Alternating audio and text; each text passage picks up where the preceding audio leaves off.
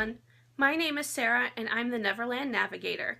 Today we're going to talk about jealousy, envy, and compersion. One thing I hear all the time when I tell people that I'm polyamorous is, "Oh, I could never be polyamorous. I would be too jealous."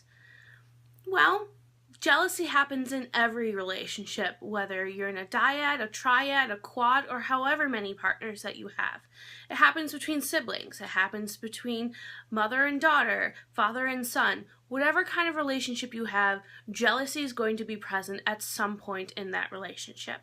The important thing about jealousy, envy, and compersion is that you understand these emotions and you know how to deal with them. So let's break it down. What is jealousy? Jealousy is the feeling or emotion when you see someone having something that you want and you don't want them to have it. What's envy? Envy is when you want something that you don't have. It's not necessarily because someone else has it, you just don't have it. What's compersion? Compersion is the feeling of joy when your partner has joy. How do we deal with these emotions? Jealousy comes in all kinds of forms, but the important thing is to recognize why you're feeling jealous. What's the root emotion? What's the root situation that's causing this jealousy? When it comes to relationships, there's two things that we think about the most in respect to our partners. Do they love me? Will they leave me? Most of the time, jealousy comes from one of those fears. Do they love me, or will they leave me? This happens a lot in polyamorous relationships. When one partner spends more time with a new partner, that original partner thinks, do they love them more? Do they love them more than me? And that usually becomes, are they going to leave me for this new person that they love more? And most often the case is no. The amazing thing about being in polyamorous relationships is that you can love another person without having to love them more than another person. You love them differently. When we first started dating, I had a lot of jealousy. I had jealousy over the way that he looked at Susie. And I thought I was never going to be as pretty as her. I was never going to be as talented as her. I was never going to do the same things that she does for him. And that made me feel jealous because I wanted the kind of relationship that they had. I'm never going to have the kind of relationship that they have because I'm not Susie. And so I had to deal with this emotion of jealousy and realize that just because Eric loves her and loves her for the things and the way that they relate to each other doesn't mean that he doesn't love me. I provide something different for him. I look different. I act different. I have different talents than she does. And we complement each other. I know that the feelings of jealousy I have over the relationship that Eric and Susie have come from the stem of, does Eric love me?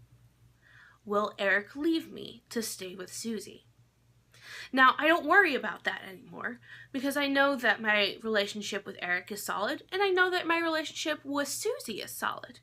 We provide and we complement for each other and with each other in ways that doesn't need to be a contest. Recognize where these feelings are coming from and deal with those root issues before you let the feelings of resentment fester and then your relationship falls apart.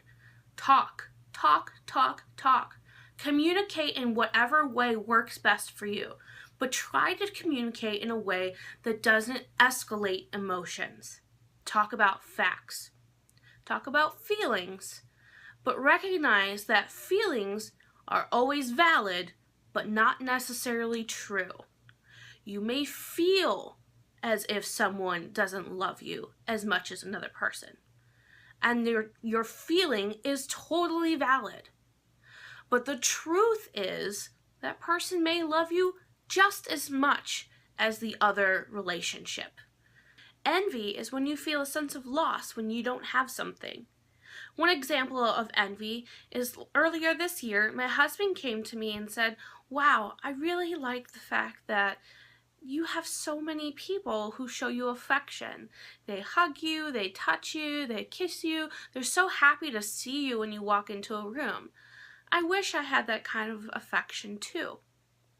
Now, when he said that, he didn't mean, I don't want other people hugging you, I don't want other people kissing you, and I certainly don't want other people holding your hand. What he meant was that he wants to have the same level of affection from me as I get from multiple partners. So we had that discussion, and it was not easy because I'm not 4 people, so I can't give him 4 people's worth of affection. Also, since I have 4 partners, it's hard for me to give him 100% of what I get from 4 different people.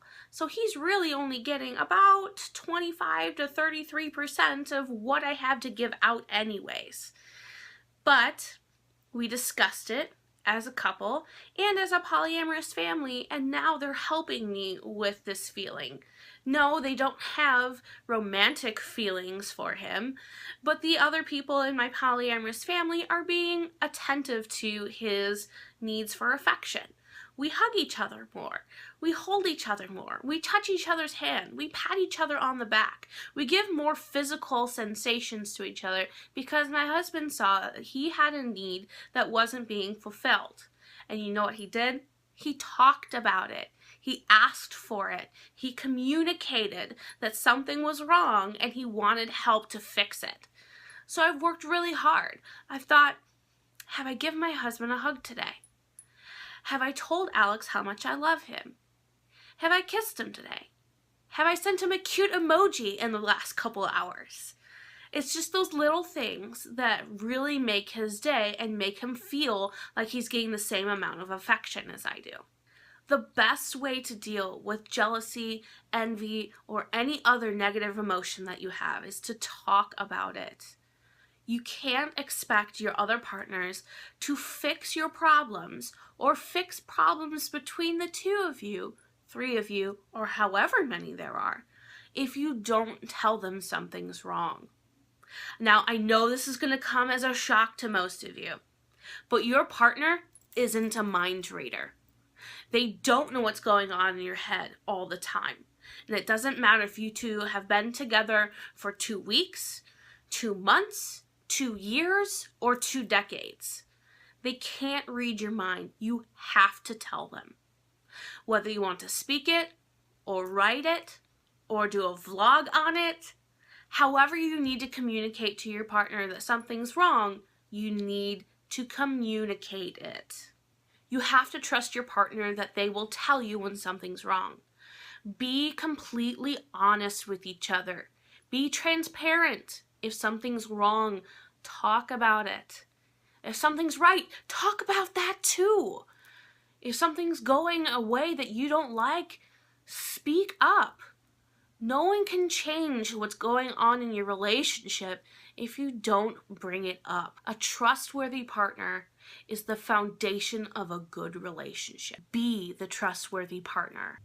Compersion is a feeling of joy when your partner is experiencing joy. I had the most awesome opportunity to experience compersion last year. I was witness to Eric proposing to Susie, and I was able to be one of their wedding planners for their big day. I was able to help Susie plan the decorations, the food, look for her dress, and get the entire ceremony rolling and on time. I was so happy to see the way that they looked at each other, and it filled me with these little butterflies that they were enjoying each other's company so much. That's the feeling of compersion. I get that feeling every time I look at my son and he's laughing with his dad. I get that every time I see my girlfriend Rachel with her other partners and the way that her face just lights up when she sees them. I get that every time I see other polyamorous families that are doing so well and so successful, but they're there for each other and they're working on their relationship. It fills me full of this like warm puppies, sunshine, rainbow unicorn kittiness that I can't even explain. That's the feeling of compersion. The ultimate goal of a polyamorous relationship is to take those feelings of jealousy, and envy and find a way to translate them into compersion. It's taken a long time, at least a year, for Susie and I to work on our jealousy issues over each other.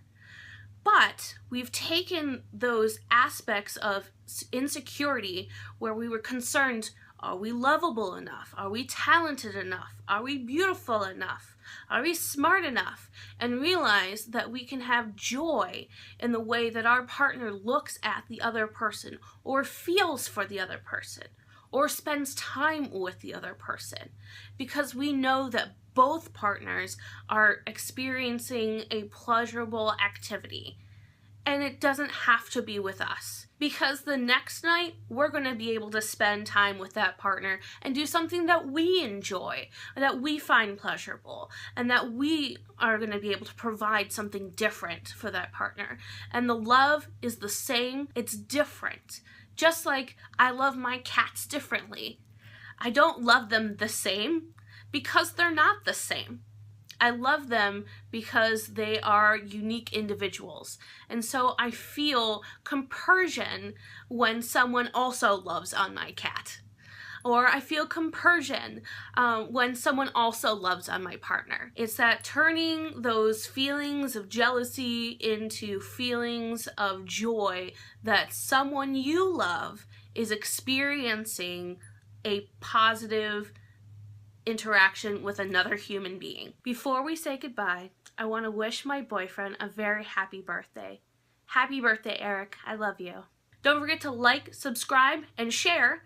And if you have any questions, please put them down below. I'd be happy to answer them for you. Thanks for coming on this adventure, guys, and I'll see you second star to the right, straight on till morning.